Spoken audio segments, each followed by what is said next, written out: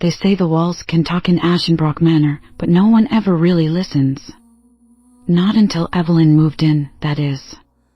The old mansion sat on the edge of a cliff, like a forgotten relic of a darker time.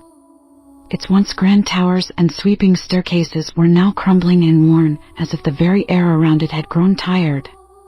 Evelyn had always been a girl with a vivid imagination, but even she could sense something was wrong when her family first pulled up to the house. The mist hung thick around the mansion, clinging to the walls like it didn't want to let go.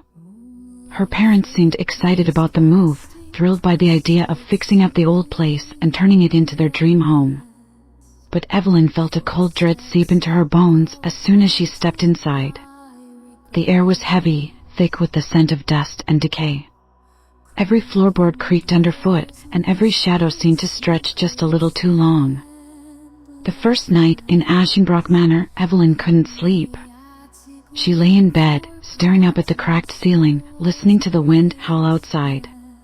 The waves crashed against the rocks far below, their sound a constant, rhythmic pounding that made her uneasy. Then, just as she was beginning to drift off, she heard it, a whisper. Evelyn, the voice was soft, barely more than a breath, but it cut through the silence like a knife. She sat up, her heart pounding. The room was dark, the corners filled with shadows that seemed to shift and move. The whisper came again, this time from the wall beside her bed. Evelyn, come closer. She wanted to scream, to run and hide under the covers, but something in the voice made her pause. It wasn't threatening, not exactly. It was more like someone calling to her from far away, someone who needed her help. She leaned in closer to the wall, her ear just inches from the cold, cracked surface. "What do you want?" She whispered back. "Help me," the voice replied, its tone mournful and desperate. "I'm trapped alone." Evelyn's hand trembled as she reached out to touch the wall. It felt cold, almost damp, like the stone was sweating. She jerked her hand back, her mind racing. Was this some kind of prank? Maybe her parents were trying to scare her, make her think the house was haunted. But deep down, she knew this wasn't a joke. The voice was too real, too sad. Over the next few days, the whispers continued. They grew louder at night, filling her room with their eerie pleas. They spoke of dark things, secrets, and fears that only Evelyn knew. They told her about the shadows that moved in the corners, about the eyes that watched her from the portraits on the walls. The whispers promised her safety, told her she was special, that she was the only one who could help. Her parents noticed the change in her. She became withdrawn, quieter than usual, her wide green eyes always distant, as if she were listening to something they couldn't hear. They tried to talk to her, to cheer her up with stories of how beautiful the house would be once they finished restoring it, but Evelyn hardly heard them. The whispers had become her world. One night, as she lay in bed, the voice took on a new tone. It was no longer just sad or pleading, it was urgent, insistent. "You have to help us, Evelyn," the voice said. "We're trapped, you're the only one who can save us." "Save you from what?" Evelyn asked, her voice shaking. "From the darkness, it's coming for us all. You must act now, before it's too late." "What do I have to do?" she asked, feeling a cold dread settle over her. "There's a room in the basement," the voice whispered. "A door that's been locked for many years. You must open it, Evelyn. You must set us free."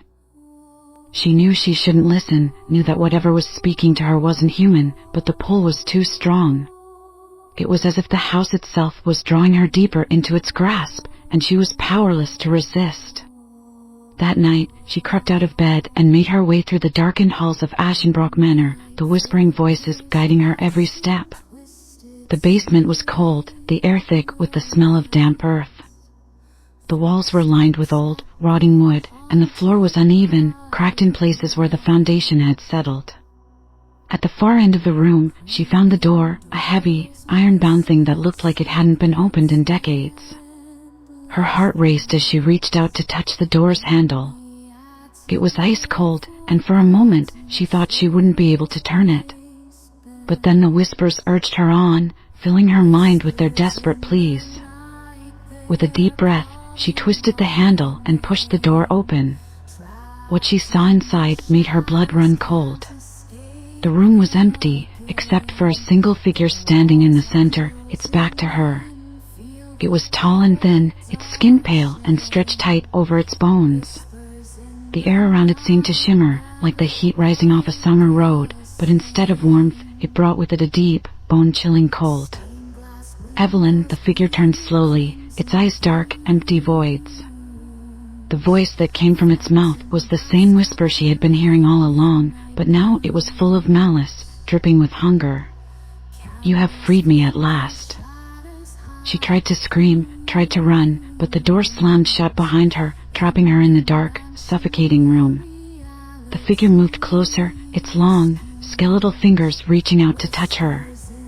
The walls began to close in, the shadows growing thicker, more oppressive, as if the house itself was trying to crush her.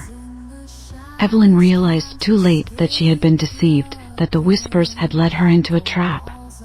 The figure's touch was like ice, freezing her to the core, and as the darkness closed in around her, she heard the whispers for the last time, echoing in her mind.